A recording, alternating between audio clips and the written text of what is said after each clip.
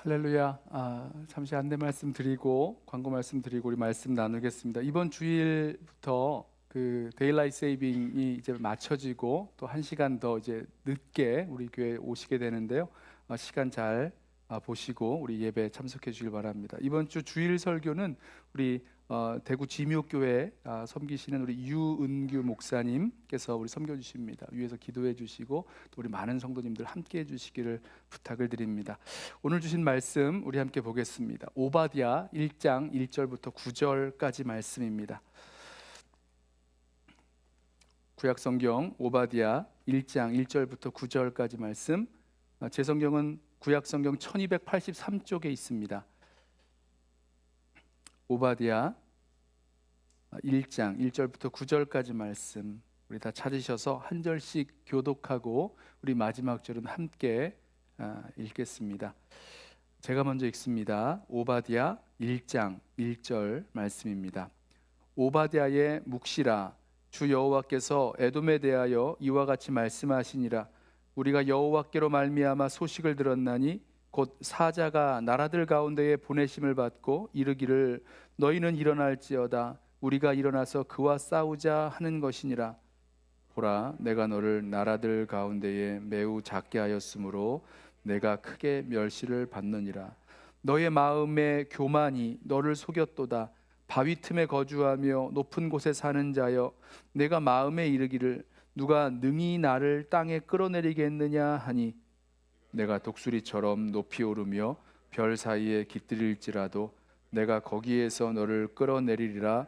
여호와의 말씀이니라. 혹시 도둑이 내게 이르렀으며 강도가 밤중에 내게 이르렀을지라도 만족할 만큼 훔치면 그치지 아니하였겠느냐. 혹시 포도를 따는 자가 내게 이르렀을지라도 그것을 얼마쯤 남기지 아니하였겠느냐. 내가 어찌 그리 망하였는고. 에서가 어찌 그리 수탈되었으며 그 감춘 보물이 어찌 그리 빼앗겼는고.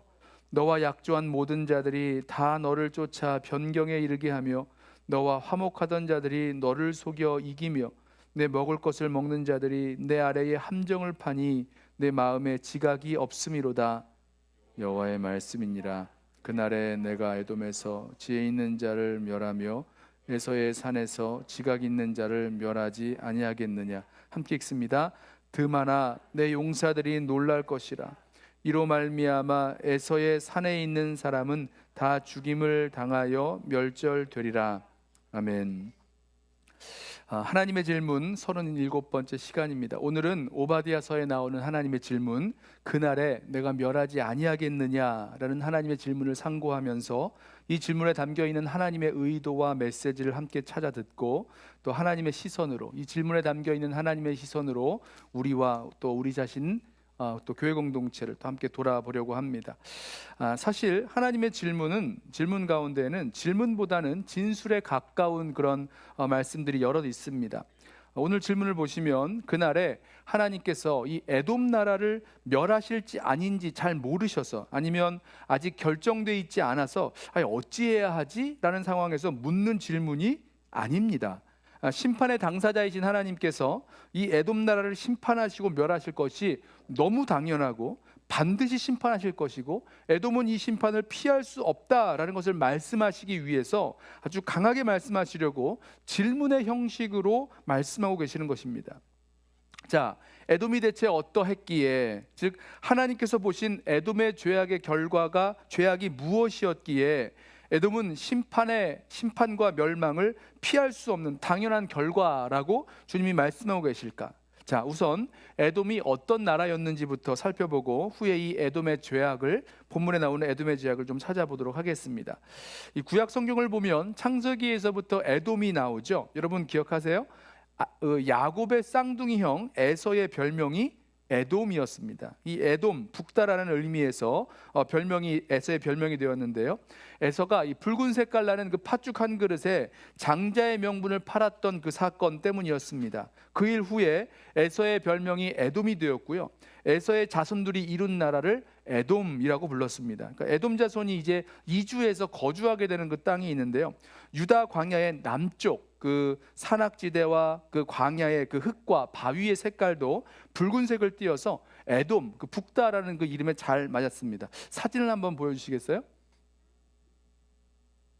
네, 좀 붉어 보이죠? 바로 이게 에돔 지역에 있는 그 색깔이라고 합니다. 그 위치가요. 그 다음 지도를 보여주시면 유다 나라 남쪽에, 그리고 저 아래 홍해로 연결되어지는 그쪽에 있는 지역이 바로 에돔입니다. 지금은 에돔이란 나라는 없고요. 요르단과 이스라엘 지역의 그 남반부가 될 것입니다.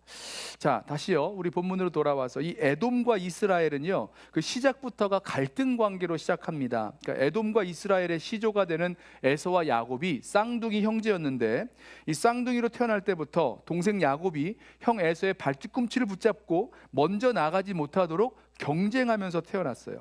커서는요, 동생 야곱이 그 장자의 명분을 차지해 보겠다고 경쟁을 했고, 야곱이 속여서 장자의 명분과 축복을 빼앗은 것을 안 그 형 에서가 이 동생 야곱을 죽이겠다고 했습니다. 그래서 야곱이 밧다나람 그 외삼촌 집으로 도망을 치게 되지요. 후에 20년 만에 이 야곱이 고향으로 돌아오게 되는데, 그래서 그때에 야곱과 형 에서가 화해를 하기도 합니다만은, 야곱의 자손이 나라를 이루고 또 에서의 자손 에돔이죠, 나라를 이룬 후에는 다시 그 갈등 관계가 지속됩니다. 자, 이스라엘이 출애굽해서 가나안 땅으로 들어가는 길에 그 왕의 대로가 있는 에돔 땅을 지나려고 했어요. 그때 에돔 땅을 지나갈 테니 좀 지나갈 수 있도록 허락해 달라고 에돔에 요청을 하는데, 에돔 왕이 이를 거절해 버립니다. 그리고 이 이스라엘 나라가 지나가지 못하도록 군대로 막아서 버리죠. 그래서 이스라엘은요, 그 에돔 땅을 지나서 왕의 대로를 이용해서 요단 동편으로 가지 못하고 멀리 돌아서, 요단 동편으로 들어갈 때 멀리 돌아서 들어가게 됩니다. 그 길이 너무 험해서 이스라엘 백성이 불평하다가 하나님이 불뱀을 보내신 사건도 거기에서 일어나기도 했었죠. 자, 이스라엘이 가나안 땅에 정착하고 또 나라가 세워지고 또 다윗 왕 때는요, 이스라엘이 에돔을 지배하게 됩니다. 하지만 이 이스라엘 나라가 분열되고 남유다 나라가 약해지면서 에돔은 독립된 나라로서 당시의 중요한 무역로인 왕의 대로를 차지하기 위한 싸움을 벌였습니다.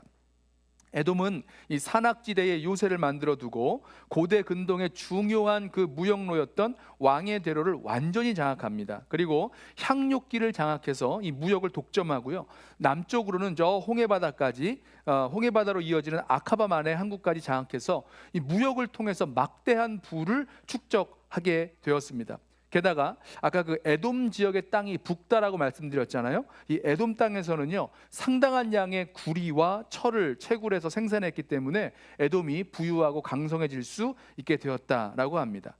자, 에돔이 그 자기의 나라, 그 도시를 세울 때요, 지각 변동으로 생긴 그 폭이 좁고 가파른 협곡 안에다가 바위를 파서 도시를 건설했는데요, 이 협곡은요, 이 좁은 곳은 얼마나 좁냐면 그 사이가 2m 정도밖에 안 된다 그럽니다. 그리고 협곡의 높이는 200m, 무려 200m나 되는 곳도 있다 그래요. 무슨 말이냐면, 강한 군대가 이 에돔 나라를 공격해 올 때에 여러분 200m나 되는 절벽을 넘어갈 수는 없잖아요. 그러니 사이가 2m밖에 안 되는 그 좁은 협곡을 지나가는 길밖에 없다는 겁니다. 그러니 공격이 너무너무 어려운 거예요. 만약에 에돔이 이 좁은 협곡만 잘 막아서 지키기만 하면 어떤 대군도 거기를 쉽게 지나갈 수가 없는 거예요. 그냥 지나갔다가는 바로 공격을 받아서 차례차례 죽음을 당하는 거죠. 그러니까 아무도 함부로 공략할 수 없는 난공불락의 요새를 세웠다라는 것입니다. 이 사진을 보시면 이해가 잘 되는데요, 한번 보여주시겠어요? 여러분 보시면 이 돌과 돌 사이, 협곡과 협곡 사이가 얼마나 좁은지를 보실 것입니다. 뭐 이게 제일 좁은 건지는 모르겠는데요, 제 사진을 찾아보니까 이 사진이 하나 있었고요. 다음 사진 보여주시겠어요? 이 안으로 들어가면 그곳에다가 바위에다가 돌을 파서 자기들의 도시를 세웠다는 거예요. 자, 다음 장이요. 여러분 저 밖에서 보이는 그 돌과 돌 사이, 협곡 사이에 있는 저 작은 그 구멍 보이세요? 일로밖에 대군이 못 들어오니까 얼마나 싸움이 쉽겠습니까? 얼마나 잘 지켜낼 수 있겠습니까? 자, 그래서요, 고대 근동을 제패하고 이 유다를 정복한 바벨론 느부갓네살 왕이요, 유다 나라까지는 침공을 해서 정복을 했는데 이 에돔은 정복하지 못했다 그래요. 물론 나중에 뭐 에돔을 정복하는 일들이 벌어지긴 합니다만은 이 느부갓네살 왕도 에돔을 쉽게 정복하지 못했다라고 합니다. 에돔 사람들이 좁고 긴 협곡 안쪽에다가 바위를 파서 만든 이 천혜의 요새 덕분이었죠. 자, 이 말씀을 드리는 이유가 있어요. 오늘 말씀을 보시면 오바댜 1장 3절에 에돔이 바위 틈에 거한다, 높은 곳에 거주한다라고 말하는데 바로 이 에돔이 이 협곡 뒤에 만든 협곡 안에 만든 이 천혜의 요새를 말하고 있는 것입니다. 1장 3절 말씀에 너의 마음의 교만이 너를 속였도다.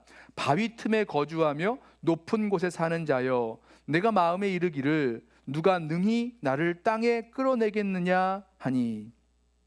자, 폭이 좁고 높은 그 긴 협곡을 지나야만 들어올 수 있는 그 지역에 바위를 파서 만든 천혜의 요새 도시 에돔은요, 바위 틈에 거주하며 높은 곳에 사는 그 사람들이었습니다. 그래서 마음에 생각하기를 이 천혜의 요새에 거주하면서 살기만 한다면, 싸우기만 한다면 그 누구도 우리를 끌어내릴 수가 없다. 우리가 두려워할 것도 없고 걱정할 것도 없다, 이렇게 생각했다는 거예요.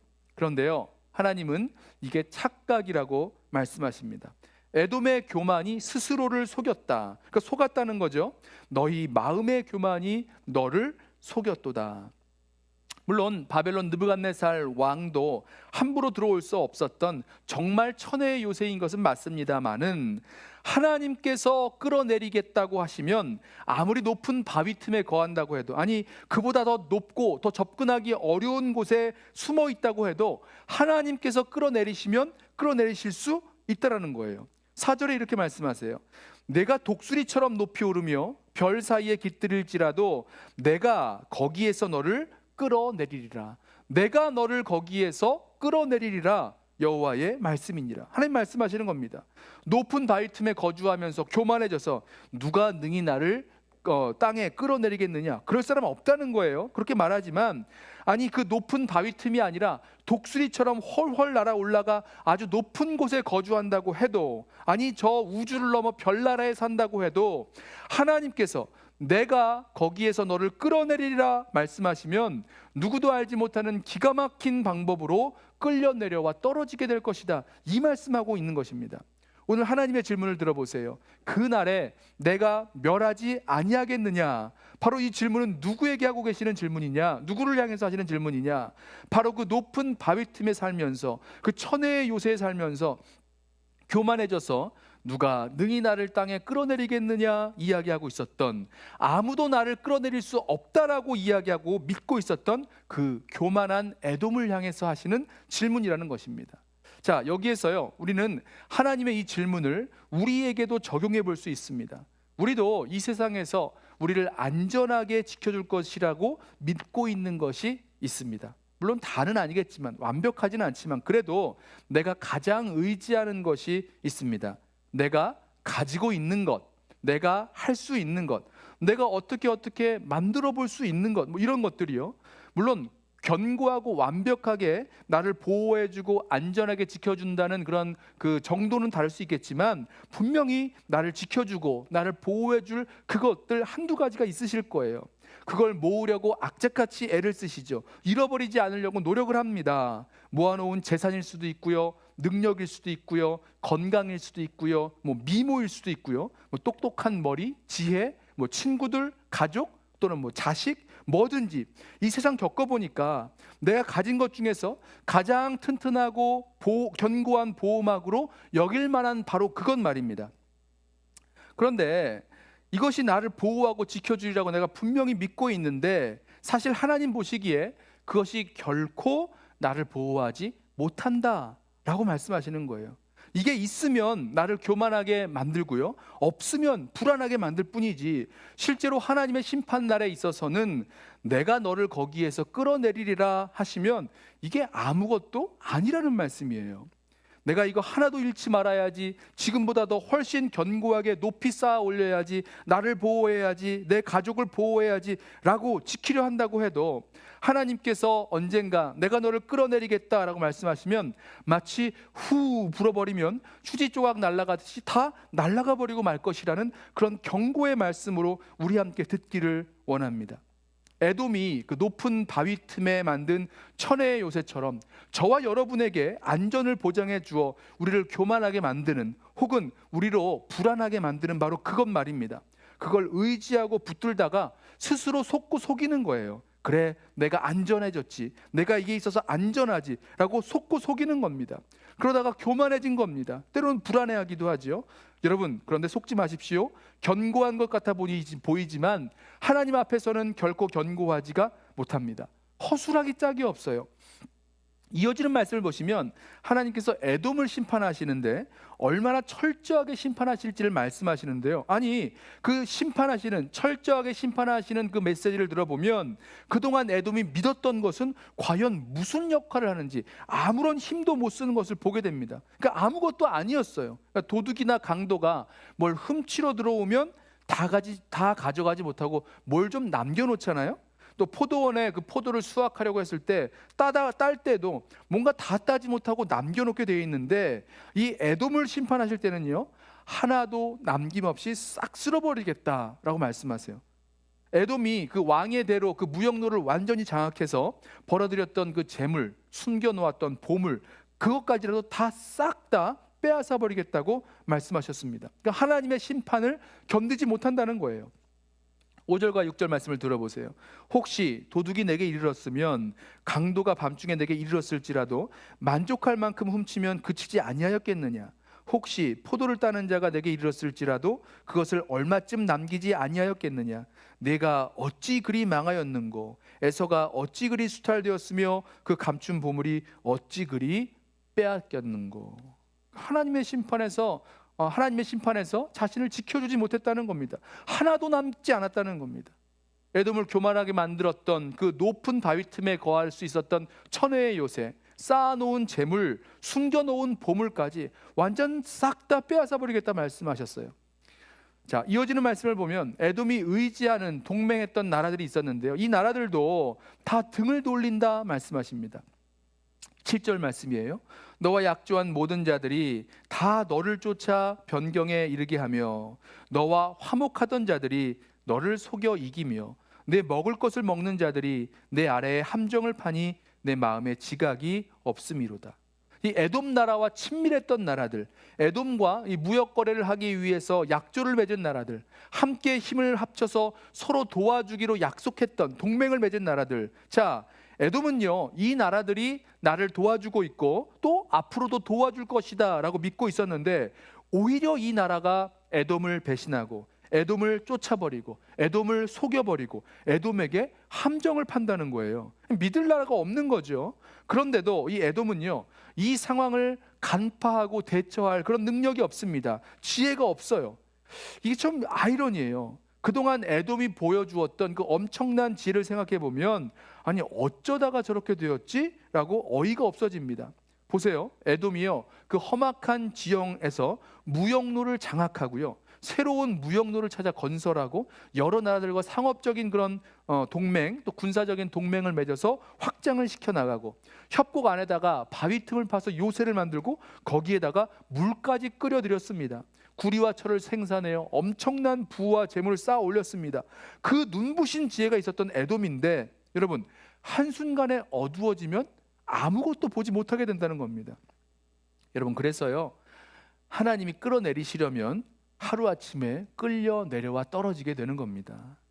하나님께서 교만해진 에돔을요, 높은 곳에서 갑작스럽게 떨어뜨려 추락시키시면 아무것도 남기지 않으실 것이고 한순간에 끝내버리실 것이다 라는 이 말씀을 우리가 듣게 되는 거죠. 그리고 우리 스스로에게도 물어보게 됩니다. 만약 우리 눈에요, 추락할 것 같은 아무런 기미조차 보이지 않고 또 아무런 그런 걱정이 없어 보인다고 할지라도, 여러분, 우리의 교만 때문에 우리의 눈이 가리워져서 갑자기 떨어지는 그 추락의 징조를 못 알아볼 수 있다라는 것입니다. 우리의 지혜가 가리워져 있다는 거죠. 여러분, 이 눈을 누가 가리셨는가? 하나님이 가리시는 거예요. 자, 하나님의 질문, 질문이자 진술인 8절 말씀을 들어보세요. 그날에 내가 에돔에서 지혜 있는 자를 멸하며 에서의 산에서 지각 있는 자를 멸하지 아니하겠느냐. 하나님께서 에돔의 지혜 있는 자, 지각 있는 자를 다 멸하심으로 지금까지 에돔이 구축해 놓은 그 뛰어난 지혜와 경험으로 세워놓은 계획은 다 수포로 돌아갑니다. 나를 지켜줄 것으로 세워놓았던, 그 구축해 놓았던 계획은 다 수포가 되는 거예요. 일어난 상황들만 보아도 대충 알 수 있었던 그 추락의 징조들, 그것도 알아보지 못하고, 아니 알았다고 해도 아무런 대책도 없이 그냥 그렇게 떨어질 수밖에 없었다는 것입니다.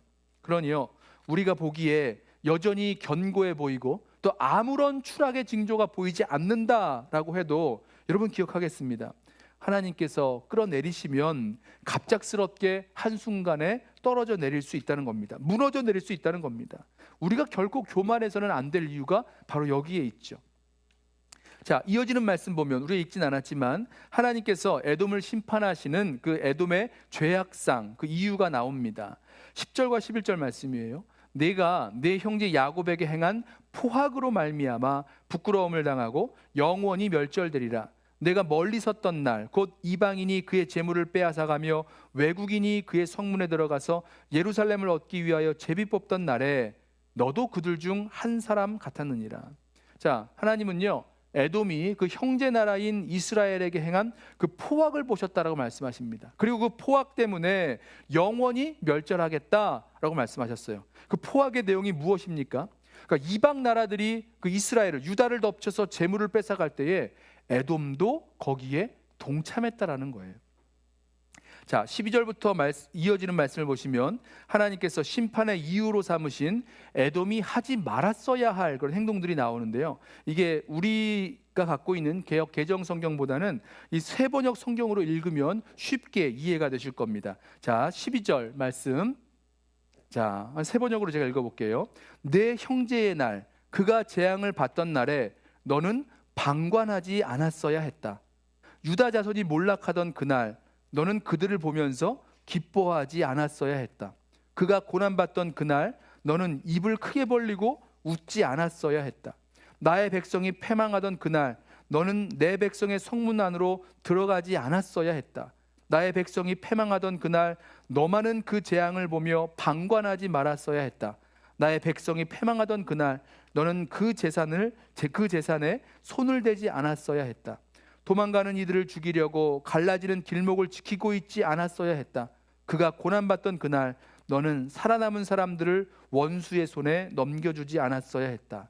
자, 하나님께서 이 에돔 나라를 심판하시고 멸망시키겠다고 하신 그 이유가, 그 죄악이 무엇이었습니까? 먼저는요, 에돔이 형제 나라인 이스라엘이 당한 어려움을 방관했기 때문이다 라고 말씀하세요. 12절, 13절 두 번이나 말씀하고 계시죠. 유다가 어려움 당한 것을 보고 에돔이 왜 팔짱만 끼고 수수방관하고 있었느냐라고 물으시는 거예요. 자, 우리는 이 하나님의 평가를 좀 주의 깊게 살펴보아야 될 것입니다. 에돔이 뭔가를 잘못한 것, 그걸 지적하는 게 아니세요. 아무것도 하지 않은 것, 방관하고 있었던 것, 바로 그것을 지적하십니다. 마치 설한 사마리아인의 그 비유에서 강도 만난 이웃을 보고 그냥 지나쳐간 제사장과 레위인처럼 말입니다. 특별히 잘못한 건 없어요. 그냥 강도당해 죽어가는 것을 봤는데 그냥 아무것도 안 하고 지나쳤을 뿐입니다. 아무것도 안 한 것뿐이에요. 그런데 하나님은 이 방관에 대해서 죄 없다라고 하지 않으세요. 우리 야고보서 말씀에도 나오죠. 사람이 선을 행할 줄 알고도 행하지 아니하면 죄니라, 이렇게 말씀하세요. 하나님은요, 에돔이 이 강도 만난 이웃처럼 된 이스라엘을 돌보아 주지 않고 방관한 것을 거듭거듭 지적해 주고 계십니다. 물론 에돔과 이스라엘 사이가 좋지 않았어요. 서로 경쟁 관계에 있었고 서로 공격했고 서로 아프게 상처를 주고받은 관계였던 건 맞습니다. 하지만 그럼에도 불구하고 그건 그거고, 하나님은 에돔의 그 방관을 그냥 지나치지 않으신다는 거죠. 자, 저와 여러분에게도 한번 물어보십시오. 나에게는 이 에돔의 방관이 있지 않은가 물어보시기 바랍니다. 우리 주위에 어려움 당한 분들 계시지 않으세요? 환난 당한 분들, 마치 강도 만난 이유처럼 되신 분들을 보면서 그냥 아무것도 하지 않고 지나가시는 분 아니 계십니까? 그렇다면 그 방관의 순간에 우리는 오늘 말씀에 나온 그 에돔과 같이 되는 거죠. 그리고 하나님께서는 이 에돔의 방관의 죄악을 물으셨던 것처럼 우리에게도 그 방관의 죄악에 대해서 물으실 것이라는 겁니다. 강도 만난 이웃이 있다면 설사 그 강도 만난 이웃이 우리와 관계가 좋지 않은 이웃이라고 해도 그를 살 수 있도록 살려주는 것, 도와주는 것, 보살펴주는 것, 이것이 하나님이 우리에게 바라시는 뜻이 된다는 거죠. 자, 또 다른 멸망의 이유는요, 이 에돔이 유다가 당한 어려움을 기뻐했기 때문이었습니다. 너는 그들을 보면서 기뻐하지 말았어야 했다. 기뻐했다는 얘기죠. 그가 고난받던 그날 너는 입을 크게 벌리고 웃지 않았어야 했다. 기뻐하면서 웃었다는 얘기입니다. 에돔은 이 이스라엘의 그 곤경을, 유다의 곤경을 오히려 기뻐했어요. 자신을 괴롭히던 그 유다가, 경쟁 관계에 있던 유다가 바벨론의 침략을 받아서 쓰러지는 것을 보니까 괜히 기쁜 겁니다. 우리도 뭐 그런 속담이 있죠.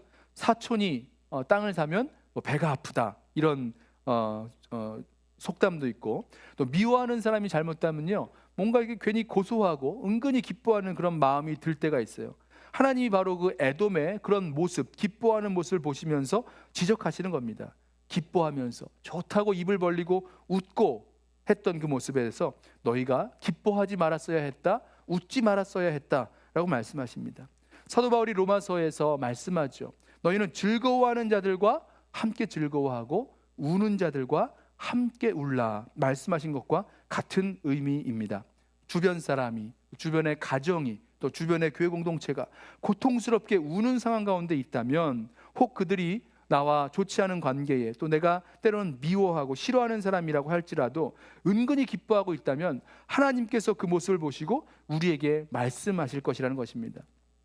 고통 가운데 우는 자가 있다면 우리도 주님처럼 마땅히 그 고통 가운데 우는 자를 위하여서 함께 울어주어야 된다, 주님 말씀하고 계시는 거죠. 자, 세 번째로 에돔의 멸망 이유는요, 그들이 적극적인 약탈과 사륙에 동참했기 때문입니다. 에돔은요, 하나님의 백성이 패망하던 그날에 유다의 재산에 손을 댔어요. 또 약탈이죠. 에돔은 도망가는 유대인들을 잡아다가 넘겼습니다. 도망치는 사람들을 붙잡아 원수의 손에 넘겼다는 겁니다. 사륙이죠. 에돔이 형제 나라인 유다 편에 섰던 것이 아니라 이방의 강대국 바벨론의 편에 서서 사륙하고 약탈을 자행했습니다. 그리고 하나님은 이 에돔의 포악을 심판하시겠다라고 말씀하고 계십니다. 그러면서 하나님은요, 에돔이 이스라엘에게 행한 그대로 갚아주겠다라고 말씀하셨어요. 15절에 여호와께서 만국을 벌할 날이 가까웠나니 내가 행한 대로 너도 받을 것인즉 내가 행한 것이 내 머리로 돌아갈 것이니라. 행한 대로 너도 받을 것이다 말씀하고 계십니다.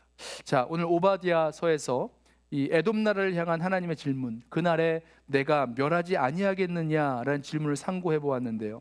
여러분, 이 질문은요, 에돔이 심판받아 멸망당하는 것이 너무 당연하다고, 그래서 하나님이 꼭 심판하시겠다는 의지를 드러내는 질문이다 라고 말씀을 드렸어요. 몰라서가 아니죠. 그리고 에돔이 심판받아 멸망받는 그런 모습, 그 이유들을 보았는데요, 그 길고 좁은 협곡 안에 천혜의 요새를 만들어 놓고 누가 능히 나를 끌어내리랴 하면서 자신은 안전하다고 믿고 있었던 그 교만 때문이었습니다.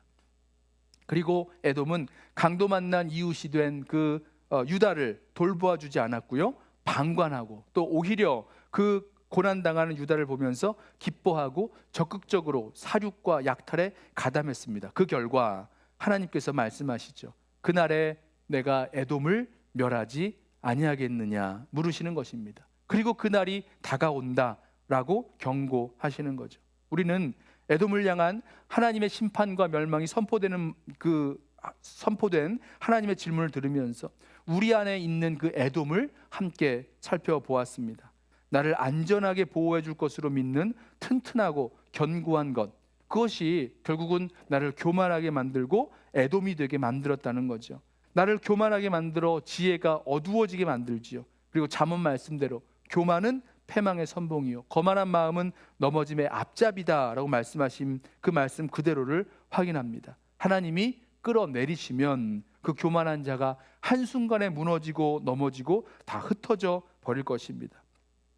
또 한 가지, 강도 만난 이웃을 대하는 우리의 모습도 돌아보았어요. 강도 만난 형제 나라를 방관하는 그 에돔을 향해서 주님 말씀하시죠. 그날에 내가 멸하지 아니하겠느냐 물으십니다. 또 경쟁한 관계였던 이스라엘의 고난당한 상황을 기뻐하며 웃던 에돔을 향하여서도 그날에 내가 멸하지 아니하겠느냐 물으시고, 환난 당한 자의 재물에 손을 대며 이웃의 생명을 넘겨주었던 에돔을 향하여서도 그날에 내가 멸하지 아니하겠느냐 물으시는 하나님의 질문, 그 멸망의 선포를 우리 함께 들었습니다. 사랑하는 성도 여러분, 우리 안에 있는 그 에돔을 향해서, 우리 안에 에돔을 닮아 있는 우리 자신을 향해서 우리도 그렇게 선포하기를 원합니다. 하나님은요, 선을 행할 줄 알고도 하지 않는 것이 죄라 말씀하셨고, 우는 자들과 함께 울라라고 말씀하셨습니다. 고난당하는 자를 보고도 방관하거나 기뻐하거나 또는 자기 유익을 취하는 우리 안에 에돔을 향해서 우리 돌이켜서 형제를 진정으로 사랑하며 섬길 수 있는 그런 말씀을 선포하며 그 말씀에 순종할 수 있는 저와 여러분 되시기를 예수님의 이름으로 부탁하며 축원합니다. 기도하겠습니다.